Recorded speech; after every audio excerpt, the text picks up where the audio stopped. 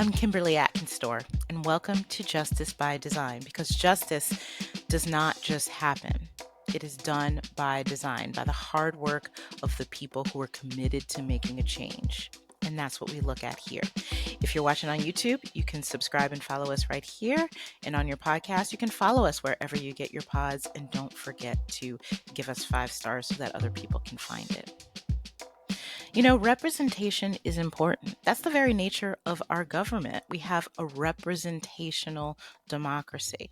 And that means the people who are elected, whether it's in the highest offices here in Washington or in your local school boards, they should reflect us. And that means they should look like us. They should look like Americans in all our complexities and diversities and differences. But we know from the present day and from our history that that is usually not the case. It really never has been. And that's certainly true when it comes to women in our political power centers.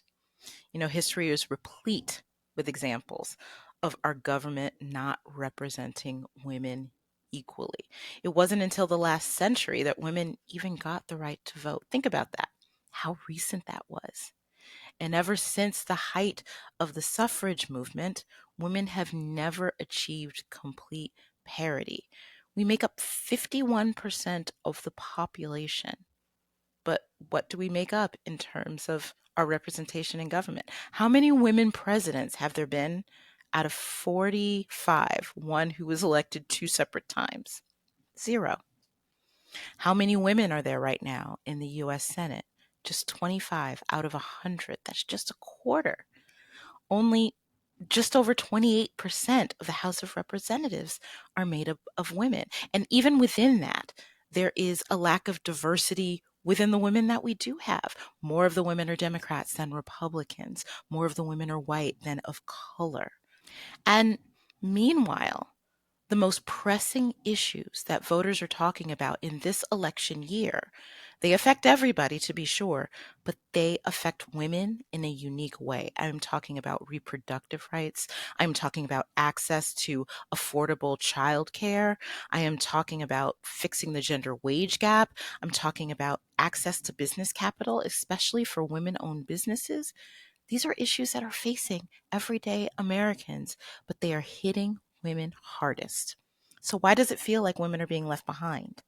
You know, I have 2 women joining us today to get to the bottom of why we are here, but more importantly, to talk about the solutions to putting women at the center of the table when it comes to these political decisions.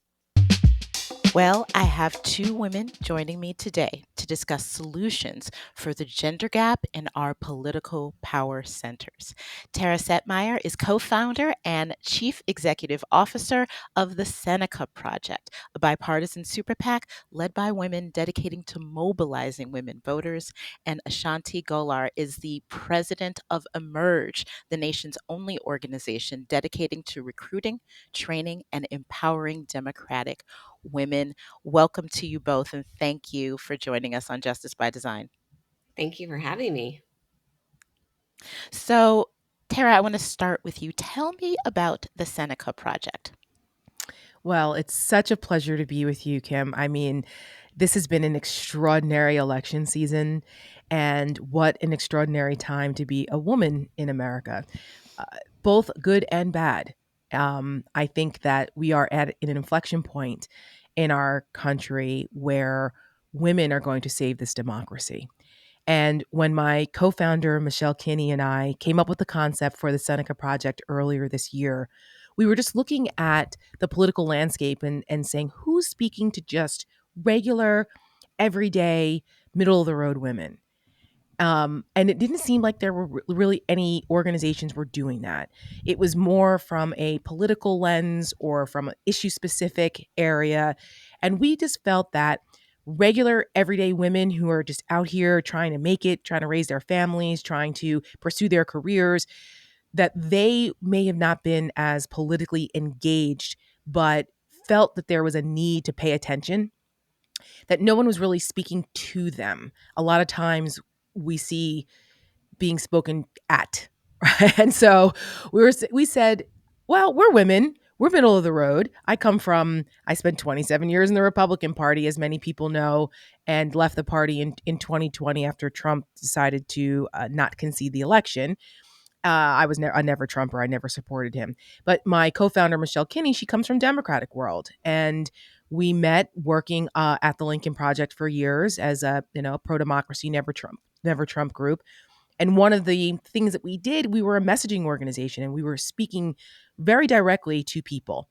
And so we said, we think it's just so important in this election cycle, given the attack on women's rights. We've never seen anything like this where a right had been taken away, and that it impacts all women. It doesn't matter if you have a D or an R next to your name. If you're bleeding out in an emergency room because the state you live in has now criminalized women's health care, no one cares who you voted for. That doesn't matter. And this is a conversation that we need to take the political labels off of it and just speak together as women in solidarity, that we actually don't care if you voted for Trump twice before, as long as you don't vote for him this time, because there's too much at stake. Literally, our lives as women are at stake based on who's in power post November. So Seneca Project was born out of the idea of bringing a coalition of women together, and male allies too, similar to what happened in 1848 at the original Seneca Falls Convention. That was a coalition effort where women were tired of being treated as second class citizens in America and said enough is enough, and brought together a coalition of women and male allies. You had abolitionists from Frederick Douglass to Sojourner Truth, as part of that Mm, movement, and bring that to a modern day advocacy to get women galvanized. Because I think that when you galvanize women, there's nothing stopping us. We are the majority of the country, and yeah. we voted higher propensity rates. So that's how the Seneca Project was born. We come at it from a bipartisan perspective, and we firmly believe, like I said, that women are going to be the ones to save this democracy. And now that we have Kamala Harris at the top of the ticket, I think it has reinvigorated women voters in this country to really pay attention to what's at stake and the stark choice between the Democrats' future vision and what Republicans are talking about, just taking us back, and we won't do that. Yeah. And I want to get to that coalition and the comparisons to Seneca. But first, Ashanti, I want you to tell us more about Emerge. Yes. It's a very exciting time for us here at Emerge because our movement was born out of the vice president's first race for district attorney. Our co-founders were friends with her, and they saw that here is this great woman running for office, but where's the tools, where's the resources, but most importantly, where's the network of support? And if it's like this for a great woman like Kamala Harris, who is in a blue progressive city of San Francisco, in a blue progressive state of California, what is it like for other women in other states? So we are excited that next year we're celebrating 20 years of our movement. We have 24 affiliates across the country. We have trained over 6,000 women to run for office, and we currently have over 1,200 serving in office. From United States Cabinet Secretary Deb Haaland to members of Congress to governors, secretaries of state ledge, mayor, city council, school board, sheriff, prosecutor, DA. We train at all levels of office because we know when we really break this down, there are 520,000 elected offices in this country. Women were 51% of the population. We don't hold 51% of those offices. We are around 20% and under for Mm, all offices. And when we want to get into it some more and talk about parity, we're nowhere close near having parity in those offices, having parity in states, but also having parity amongst women from different lives and different backgrounds who we need at the table, bringing that lived experience that allows for us to do great change for our communities. And through our program, we demystify what it takes to run for office. I tell women, just think about everything you have already done today. You've taken care of yourself. You've probably taken care of someone else. You've helped people. You've probably gone to work, dropped off some kids, paid some bills. All of those things are tools and skills that you need to be a great elected official. You already have it in you. What we do at Emerge is we just help you hone it to make you a great candidate and then a great elected official. So I love that. And I want to talk a little bit more about some of the unique barriers that are in place that prevent women not only from running for office, as you said, Ashanti, but also keep women from being fully engaged at every level, whether it's in organizations and grassroots and other things. And I know some of them are actual structural barriers. But first, I want to talk a little bit more, and I'll start with you, Ashanti, about the attitudes that can Hmm. keep women from Yeah. being able to reach that parity. Well, let's be clear. As women of color, we're playing in a system that was not built for us. This system was built for straight white men who own land. They never anticipated the participation of black and brown people, never ever thought women would have a seat at the table. So, what all of us are doing is we're disrupting this power structure, and that scares a lot of people. Mm, But for women, we see that power structure. We see those barriers. We know that this was not built for us. So a lot of them, they'll do that internal, well, the politics isn't for me, especially when we talk about viability, electability. I cannot stand those words because that's just code for straight white men who can self fund his race and win. indeed. That is what those words mean, and it gets into our heads at such a young age. I see it with my niece who loves Secretary Hillary Clinton. She called her Miss Clinton. I mean, almost got my family kicked out of the Nevada caucuses because she kept yelling, I'm with her at the Bernie Bros. Like, that's how intense my niece was. Good for But her. the day after the election, I said to her, Princess, would you ever want to run for office? And she said, no, TT Shani, they were just so mean to Ugh, Miss Hillary. Our girls saw that. So even when we had Secretary Clinton, who's trying to get through the sexism, the misogyny, raising the money, how good does she look? What's up with those clothes? The hair? Why doesn't she laugh? Why is she laughing? They saw that and yeah. they internalized that. So if our young girls are seeing it, then we know other women, see it too, especially if they're living in areas where everything is still very male dominated.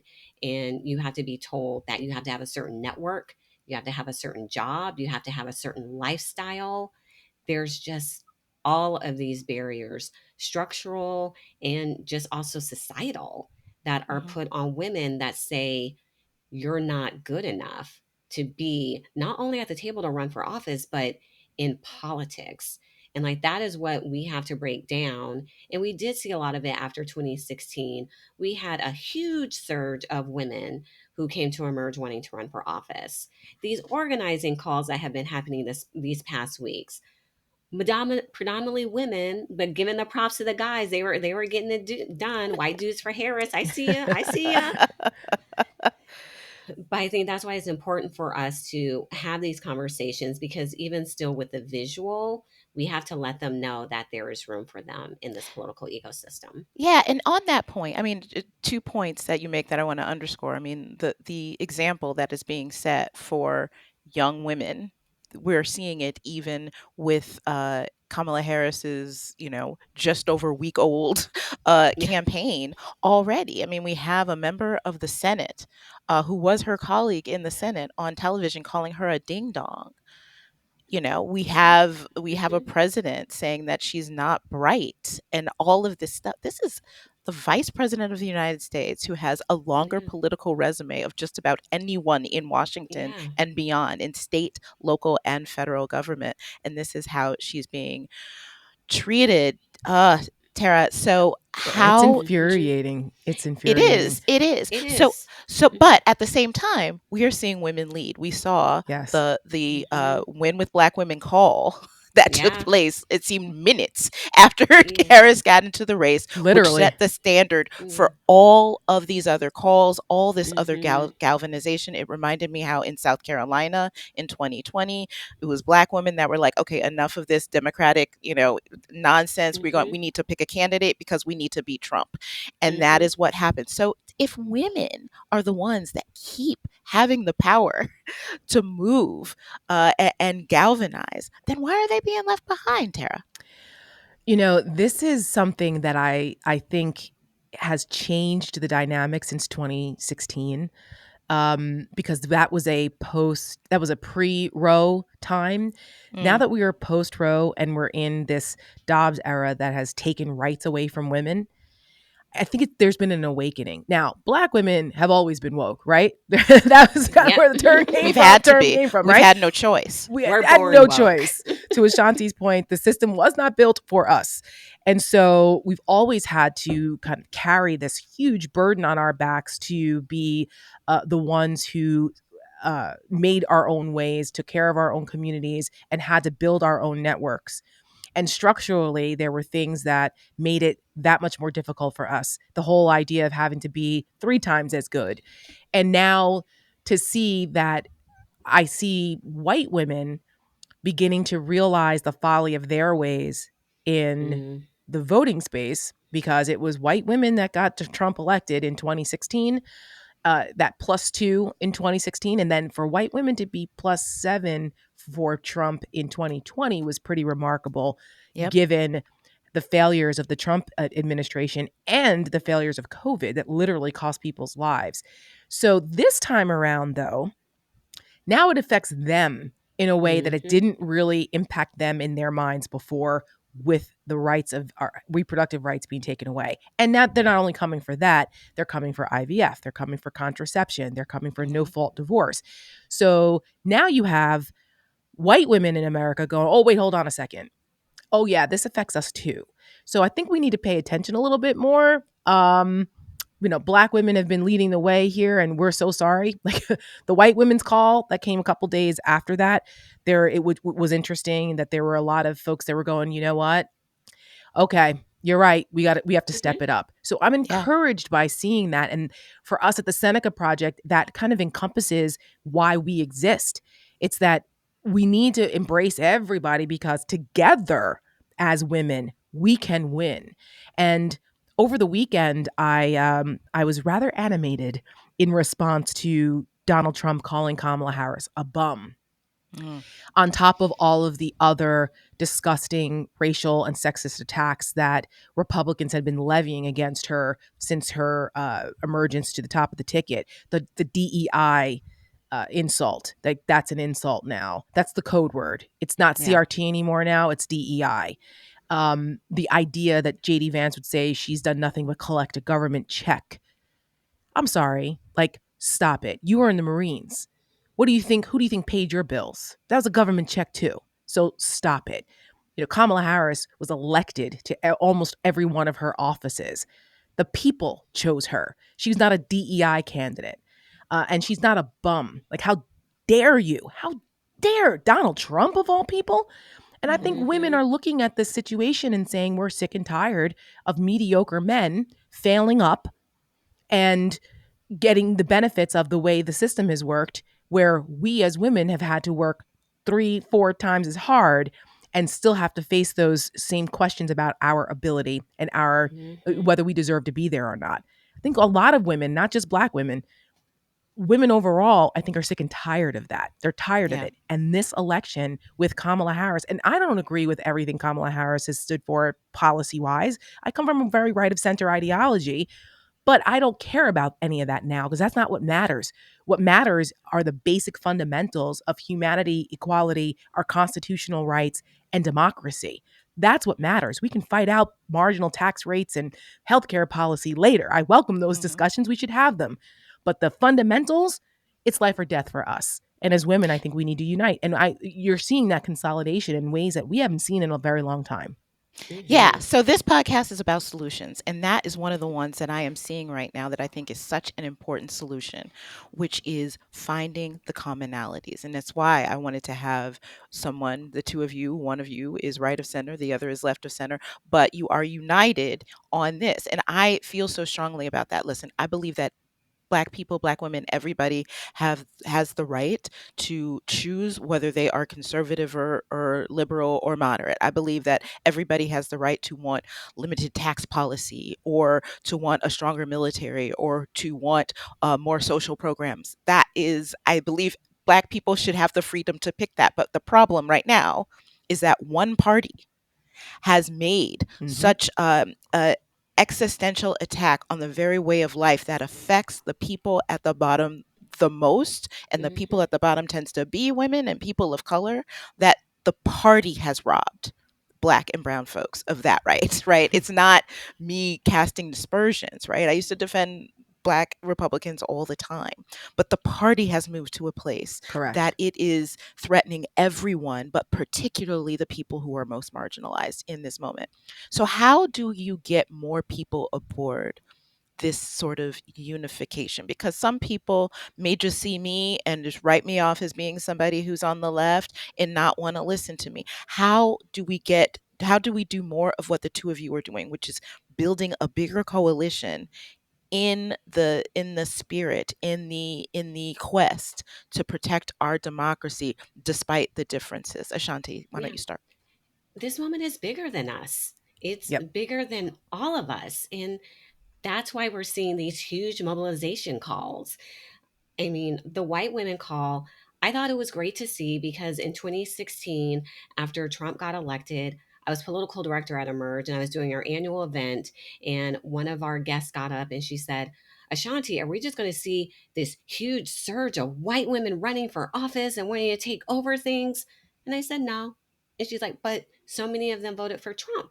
I was like, they were voting to protect the patriarchy. They were voting to protect their white husbands, their white sons, their white nephews, their white grandsons. Mm, That is what they were voting for and thinking that it was going to protect them. Mm-hmm. But yep. I will tell you very soon, they will realize that there's no protection for them. At the end of the day, that it is about them.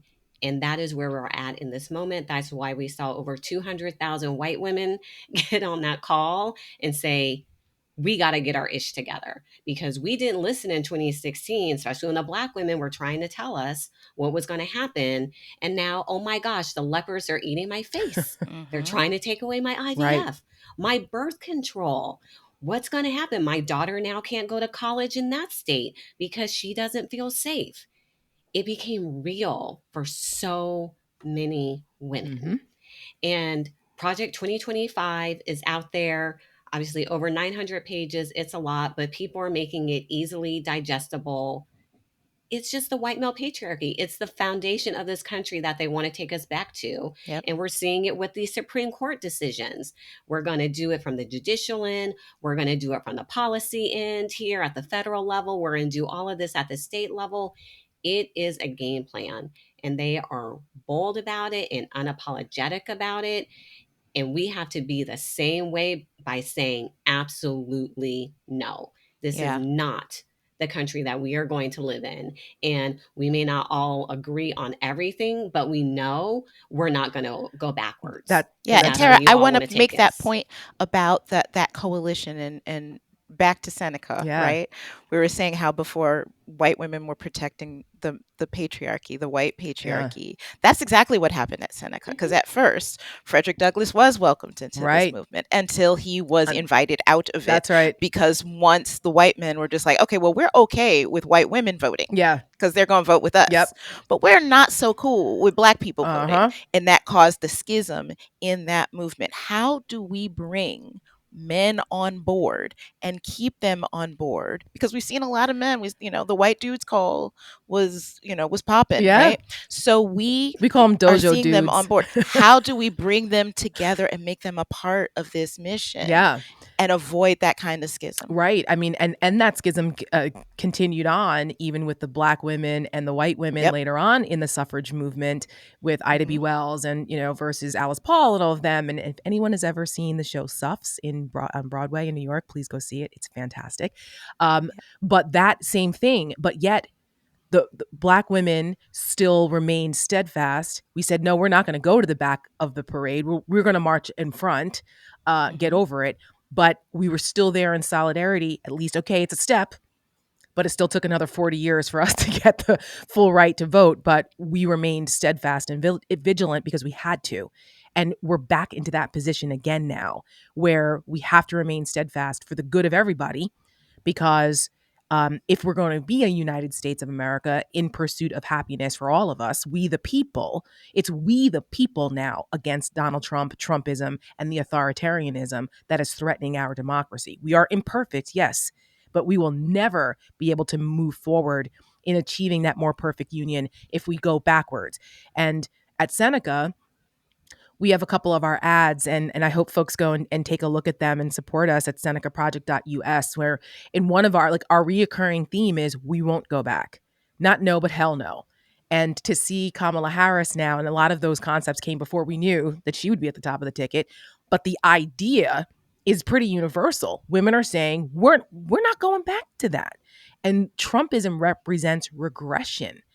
And women are going, no, no, no, no, no, we're not going back to that. There's just way too much the legacy of what women who came before us had to fight for. We're not erasing that legacy. And how do we get the male allies involved? Well, a lot of times, well, research has shown that the relationship between men, dads, and their daughters is one of the most powerful bonds, and it leads to the most persuadable in attitudes. So, even more than between men and their husbands and their wives, between their siblings, nope, daddy daughters. And Mm. those girl dads are being forced now to make a decision about their voting behavior will impact the future that they leave to their daughters. So forcing the conversation to that as opposed to their tax cuts or however they feel about the border or whatever other thing that may animate them, that has animated them in the past, national defense, all of those things are important policy issues. But now they have to look their daughters in the eyes and justify voting for someone who wants to subjugate them as second class citizens or someone Mm. who wants to continue to take their rights away from them. Mm. That's a very powerful, persuadable decision that they need to face. So I think that by talking to those girl dads that are persuadable, that is a powerful way of bringing them into this because it's so much bigger. To Ashanti's point, it's bigger than just us. It's bigger than just Mm. now. It's about the future you want for your daughter and your granddaughters. And that's another aspect of the messaging and who we're talking to at the Seneca Project. So, Ashanti, talk a little bit more about the responsibility of men, because when so often that these issues that are driving this conversation right now, right, reproductive rights, access to childcare, the gender wage gap, all of this, it's it's put on women as if it's only Mm-hmm. our problem, right? Mm-hmm. Talk about the responsibility of men in this moment. Yeah. I talk about this all the time because whenever women are in elected office and they're leading on issues, it's, oh, those are women's issues. Oh, equal pay, that's a woman's issue. Childcare, that's a woman's issue. School board things, that's a women's issue. Those are family issues. Those are community issues. Those are everyone's issues. And that is the one thing that I make clear is these decisions impact every single person. And I love seeing the men step up. We have so many great male supporters at Emerge. We call them the men of Emerge. They're so fabulous. But I'm not going to lie, just last night, seeing all of the white men on their Mm-hmm. call.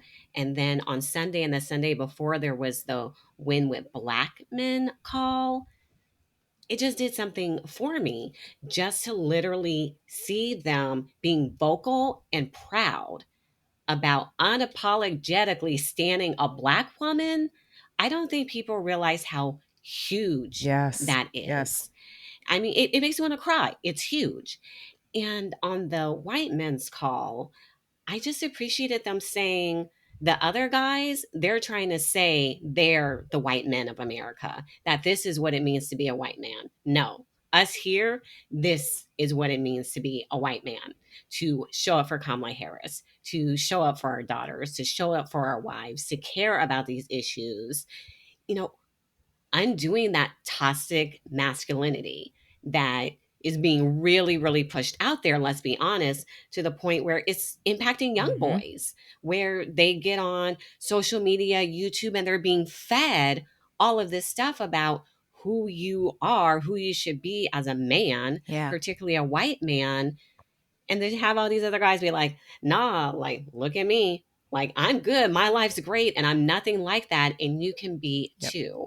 So we need the men just being very vocal, because you should care if the women in your family aren't getting equal pay, because that's less money they're bringing home. That's less things that your family can do. You should really care about, are you going to be able to see your child when you send them off to school? Are they going to come back home? That Mm-hmm. is something you absolutely need to care about. No fault divorce, a big one. Mm-hmm. Do you really want the women in your family having to stay in abusive marriages? Crazy. It is real. Yeah. It's So right there in our black and white. men, it is so right there, and we need for them to speak up and redefine, what does it mean to be an American man during this time. And I'm so thankful to all of the men who are stepping up. I think we got the Latino men call today. That one's going to look really fun. But also on my feed, I've been sharing all of the organizing events. And just to see the men be like, here's our call. It's our call. Yo, show up. Men to the front. Yeah. Yes, men to the front. That's what we need this Yep. election cycle. Yes, we need men to the front. Women have been stepping up to the front with whatever power we have Since since the the beginning. So beginning, we need right? Who men stepped to, up when men went since to the war? It beginning. was women, right? Yes. Who's Yeah. Women been have been stepping up, stepping up. carrying this Yes. country on our Yeah. backs for generations. And we're about to do it again in less time. Come on, man. Come. We'll show you how it's done. Yes. Yeah. Yes, Yes, come on. Follow That's the right. lead. Follow the lead. Oh my You're goodness. up. I Let's wish we had go. hours more for this conversation, but I am so thankful for both of you for coming to talk about how we move forward with more parity, more equality, and why that is so necessary for our democracy to be saved. Thank you to you both, Tara Setmayer and A'shanti Gholar. Thank you so Thank much. you. Wow. So, what I really appreciated about that conversation was the tone and the optimism. We have no illusion about the work that lies ahead to not just ensuring that women have representation in the political power centers of our society, but the fact that that work is now in action. We are seeing examples of it. We're seeing people buying in. And that is what motivates people. That is what builds that enthusiasm. And that's what leads to solutions, right? And that's what I'm so happy to see.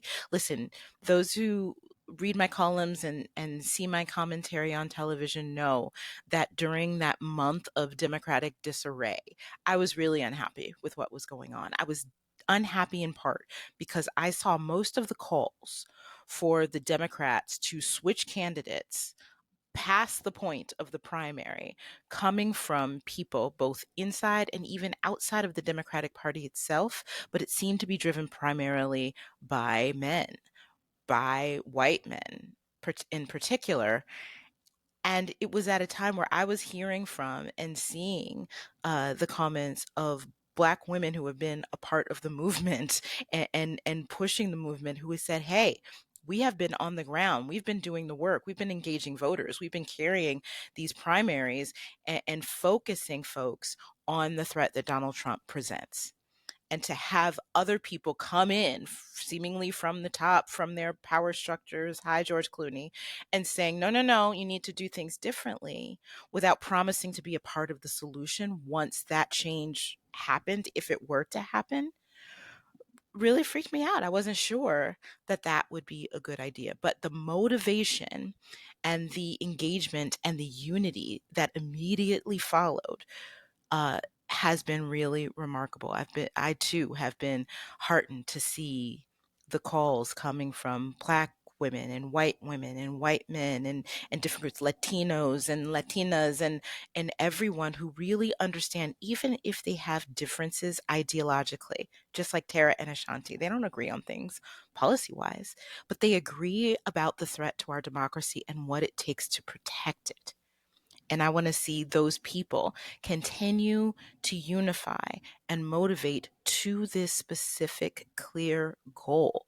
And I think if we do that, not only will it help protect democracy in this election and beyond, but it shows us a blueprint to how to solve problems like this and how to build that unity that can be replicated and carried on and applied to the next crisis that we face, or maybe even prevent that next crisis that we face.